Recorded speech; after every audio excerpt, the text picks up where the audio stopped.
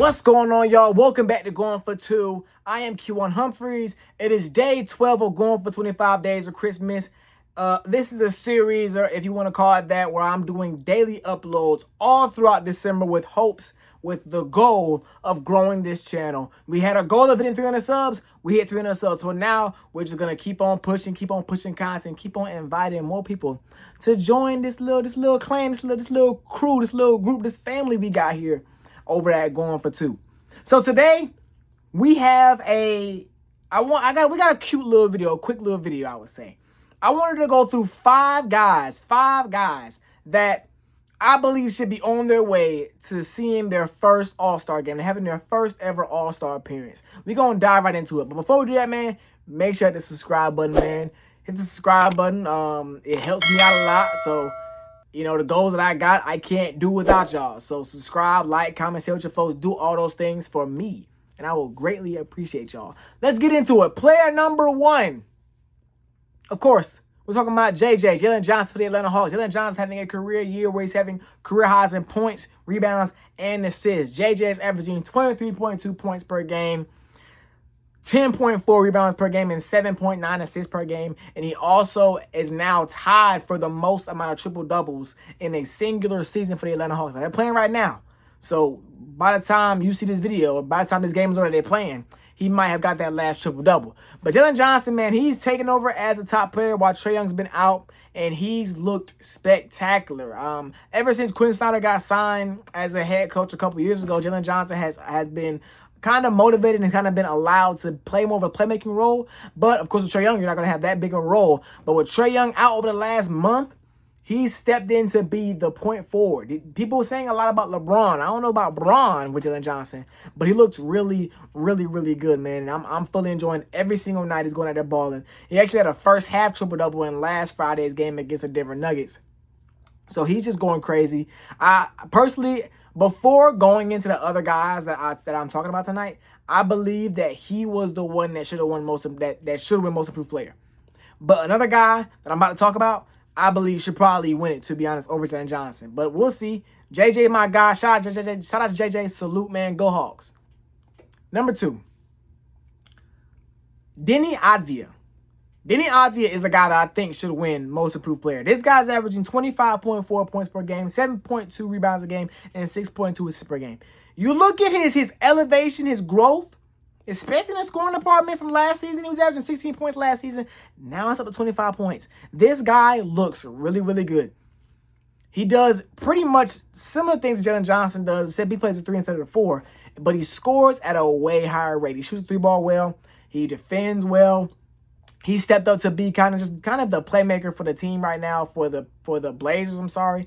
I believe Scoot Henderson is still out with his injury before the season started. So he hasn't been around, and Denny Avdia has stepped up and has played great. I think Denny should be a first-time All-Star this year. And the thing about the Western Conference, and most of the guys I'm naming today are Western Conference players. The thing about Western Conference is with so many injuries happening, a lot of these guys are not going to be eligible to be All-Stars.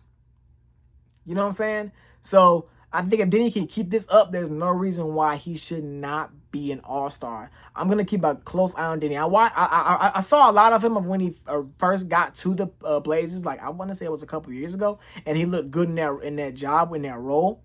But this year, he's actually taken off. He's looked really, really good. The next guy I want to talk about is an obvious choice. Austin Reeves should be an All-Star this year. Hands down. I'm not going to lie. Depending how, they do with the players and their missed time, he may be a starter. The Lakers fans may vote him as a starter because Austin Reeves has looked really good. This is a guy that I did not see being this kind of superstar.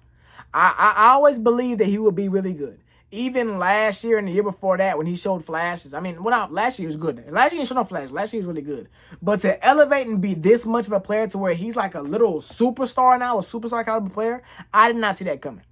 I didn't see that coming. He's averaging 27.8 points per game, 5.6 rebounds per game, and 6.7 assists per game. Man, this guy is absolutely balling. I mean, night in, night out, he's going off. It's like you look up, oh, Reeves got 40 again. Like, what is going on?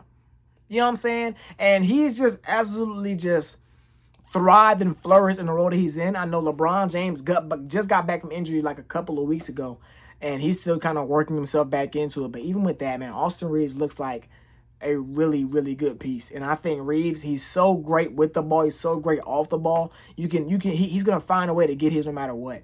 And I think he's kind of arrived as the second option, not just for right now, but for the future with Luka Doncic. And him and Luka in the backcourt is going to be very, very nasty for years to come. Austin Reeves, coming into the season, I was like, okay, I don't think he's an all-star because the West is too deep. But he is now a reason why the West is also deep. You know what I'm saying? With how good he's been playing. I would say he's one of the top guards in the Western Conference so far this season.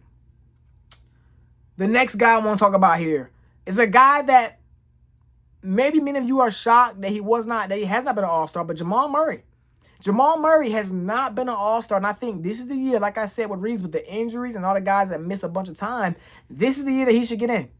The Denver Nuggets are, I want to say, second or third in the Western Conference, and he's played a big part in that, especially with the injuries to Aaron Gordon. So he's came in averaging 24.4 points per game, 4.4 rebounds, and 6.9 assists. He's actually shooting 50% from the field, 44% from three-point line, and 89% from the free throw. So this guy, Jesus. So he's averaging 24, you know what I'm saying? We could round it up 25 points if y'all want to. And shooting 50, 40, 90 essentially. That level of efficiency reminds me of another guard in the Western Conference that's not playing right now. But he would have for sure been an all-star. If I'm going to say Kyrie. If Kyrie had these numbers that Jamal Murray had, he would have for sure been an all-star. He's been an all-star with those numbers in the past, last season actually. But Jamal Murray, man, I think this is time for him to finally be an all-star. He's been playing great all season. He's been the same player he's been for the last several years. It's just he hasn't had an opportunity to be an all-star. And whether it's been with injuries, whether it's been with how good the Western Conference backcourts are. But I think this year that he's got to get in. He's got to find a way to get in that thing. And the last guy I want to talk about here might be a hot take. But I feel like he's been playing really well, and I think he deserves to be an all-star. Jalen Duren. This is why I think Duren going to be an all-star and why he should be an all-star. He's averaging 18.8 points per game, averaging 11.5 rebounds per game, and he's shooting 75% from the field.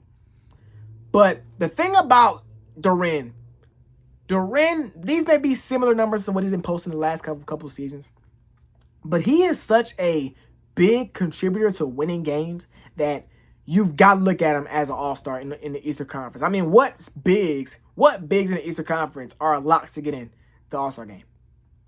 Karl-Anthony Towns, Giannis. That might be it. You know, I'm definitely missing somebody, but Jalen Duren, if it's a tie-up between Jalen Duren and another big, the Detroit Pistons are first in the Eastern Conference. And the way the voting goes, the team voting goes, the coach voting goes, they usually give the highest team more than one guy. So I think we're going to see Cade Cunningham and Jalen Duren in the All-Star game this year. I think Duren, I made a video on the Pistons a couple weeks ago. I said Duren has made such a jump defensively that he's become very, very competent defending the pick and roll. And him being better defensively makes him a way better player because he's been this beast on the board since he came out of college. He's been a guy that you can throw lobs to and dump off and get dunks since he came out of college. But on the defensive end is where he struggled. And over this whole season so far, he's been really good on defensive end. So I'm looking forward to seeing what he's got the rest of the way, all the way up until All-Star season. And if he ends up getting a bid, I think he gets in though. But these are the 5 guys that I have making their very first All-Star this year. Let me know in the comments if I missed anybody. Let me know in the comments if anybody that you believe should be an All-Star, if you disagree with any of my takes. Anyways, going for 2. We out of here. Yeah.